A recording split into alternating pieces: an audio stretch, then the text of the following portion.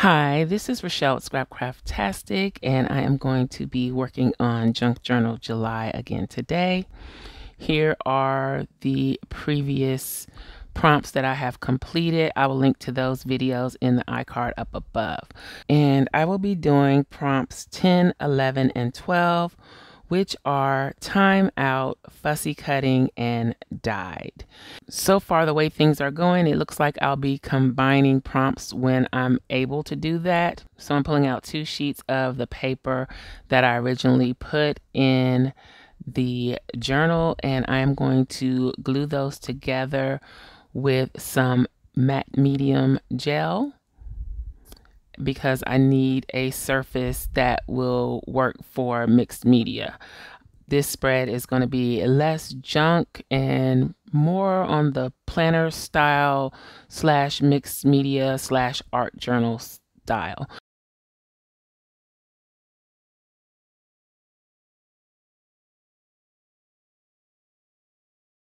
So after checking the paper, I'm pretty sure that it wasn't thick enough with just the 2 sheets. So I am adding a 3rd sheet just to be on the safe side. I want this to be nice and sturdy and be able to tolerate the mediums that I will be using on it. So here I'm just adding that 3rd sheet with the matte gel.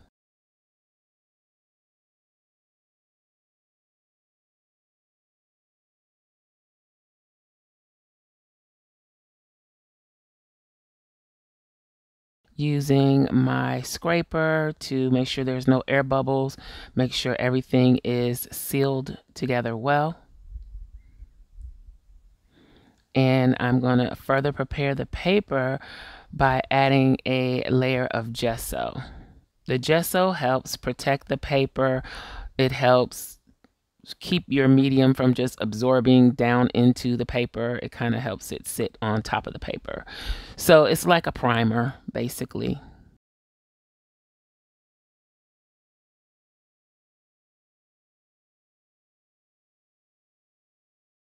So after waiting for that to dry, I'm using the light modeling paste and this Tim Holtz stencil.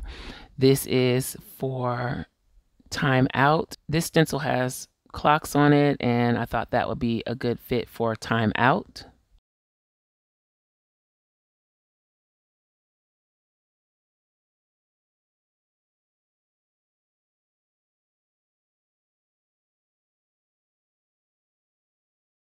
So while that is drying, I'm going to fussy cut out some shells.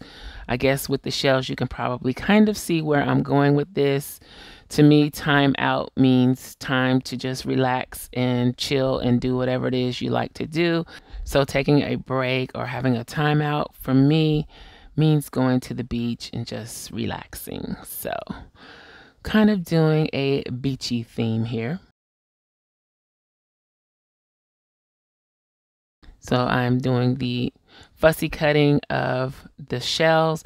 Then I printed out these pages for a printable that I have from CHELA Creates. My ink cartridges ran out in the middle apparently, but I did get some good prints, and I will still use those misprints somewhere else. You can check out CHELA Creates. I'll link to them in the description box below and include a discount code if you're interested. So I'm just going to cut out a few of the graphics from CHELA Creates. I just printed this on regular paper. I didn't print it on sticker paper, and I fussy cut out some of the images that I want to use. Here I'm pulling out some of my distress oxides in a variety of colors. If you would like to know what colors I have here, I'm trying to show you on camera, but I can also list them in the description box below. I have antique linen was the tan color, and then a variety of blues and greens to work with. And these are oxide inks.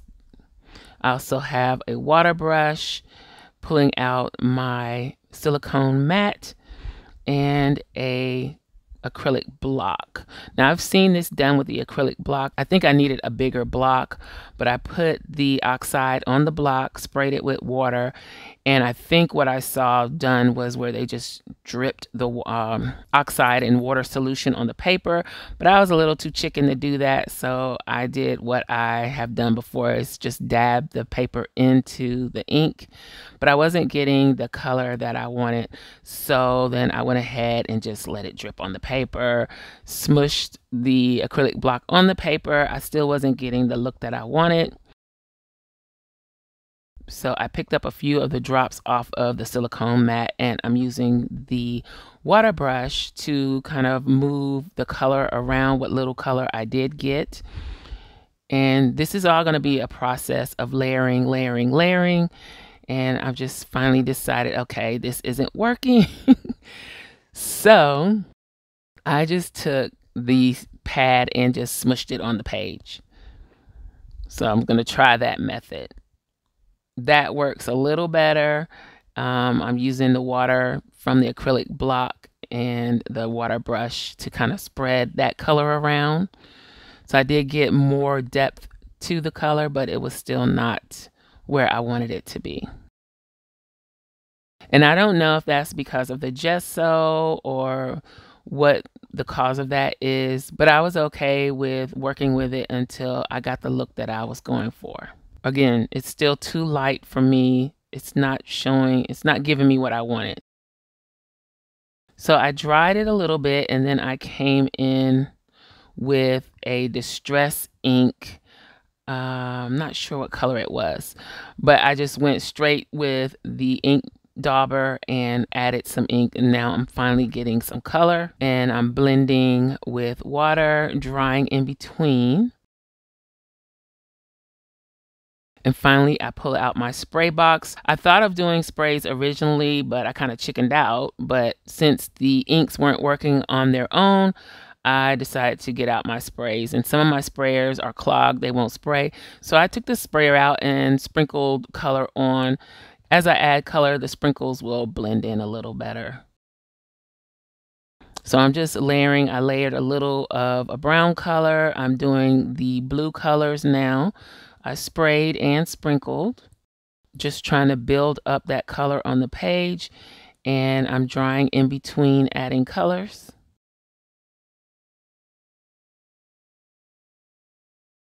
And so I've added all the color that I think I want to add with the sprays. Now I'm coming back in with the oxide ink. I think this is peacock feathers. I'm not sure. It's a green color, and I am adding it with the water brush.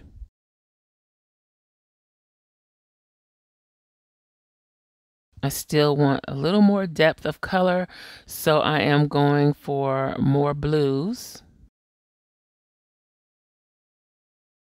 And I'm going to do the same method of smushing the ink pad on the acrylic block and using the water brush to spread it out onto my surface.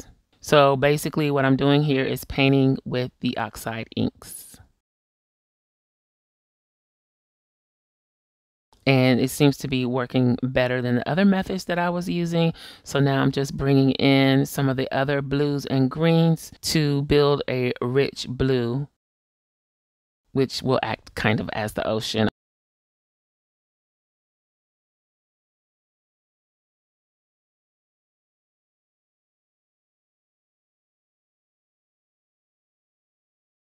I'm also using the new color from Tim Holtz. I think it's Mariner Blue or something like that. Just taking it out of the package for the first time. And it really added some depth to my blues.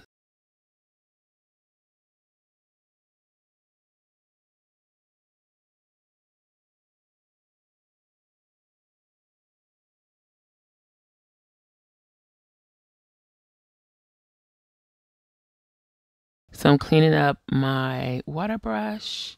So I think I'm done with the ocean slash sky. It can be either one. Now I'm going to work on the sand area.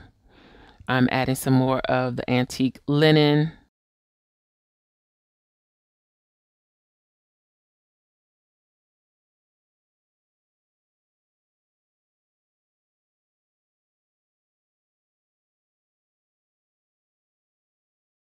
And here I'm going to add a little gesso to kind of mimic the foam from waves.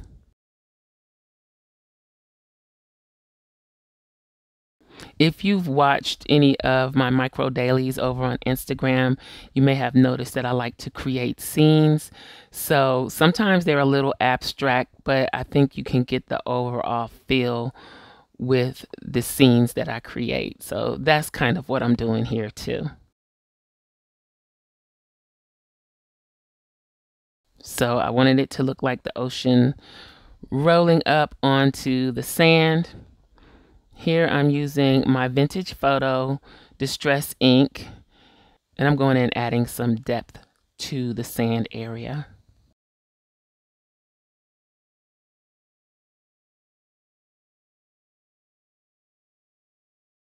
And all of this I would consider, as far as the painting and spraying and inking, I would consider that the dye prompt.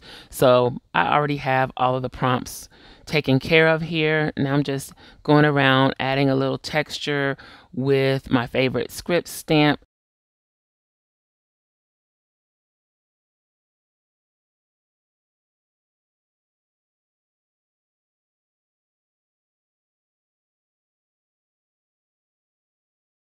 And I am starting to audition the pieces that I want to add to the spread. So I decided to go with this doll. The doll is from CHELA Creates, and the shells are from another shop. I've had them in my digital stash for a while. I'm not sure the name of the shop. If I can find it, I will add it to the description box below. Other than the shells and the starfish and things like that, the graphics that I'm using are from CHELA Creates. So I'm playing around with placement before I start gluing things down.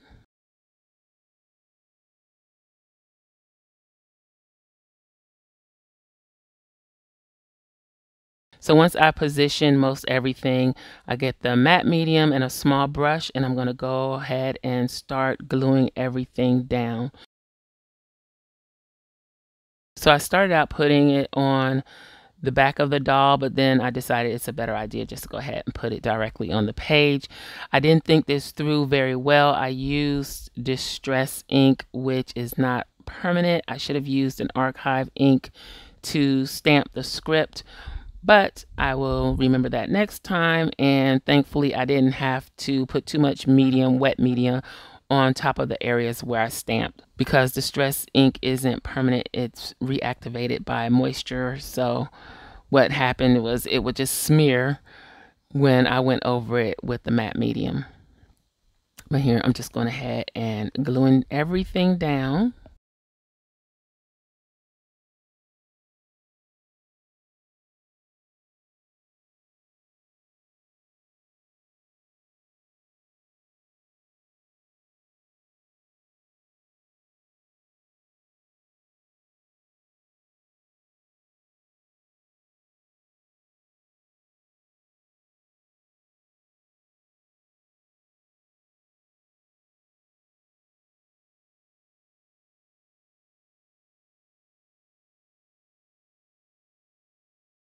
I have a thing for lighthouses and seagulls. That look, I really like it.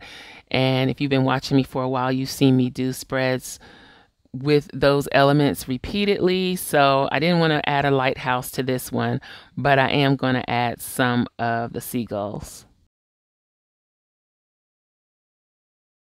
And I have those as stickers, but just to make sure that they stay in place, because they are on a textured surface where I put the modeling paste, I'm going to use matte medium to make sure that they stick well.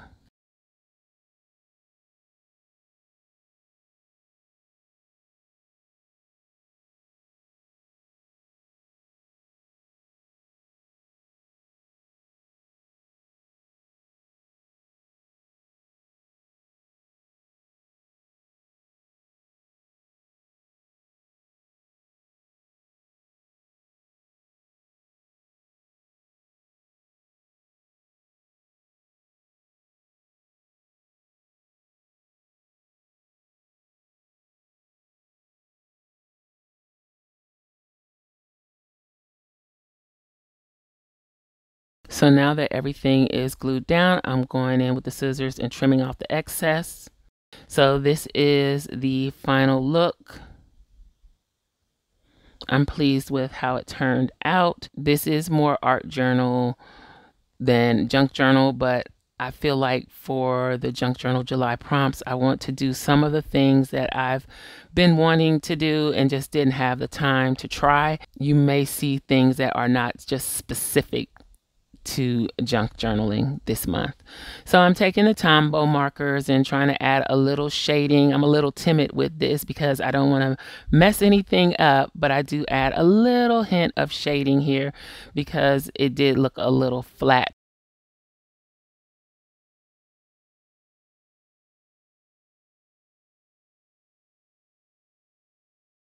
So here I'm adding it to the journal, snapping it onto the disc.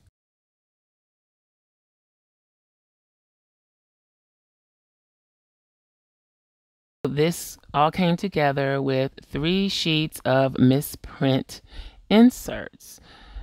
I used those to make my own canvas and create a junk journal / art journal entry for Junk Journal July. I hope you enjoyed this video. If you did, you may be interested in these other videos. Thanks for watching, and I'll talk to you later. Bye.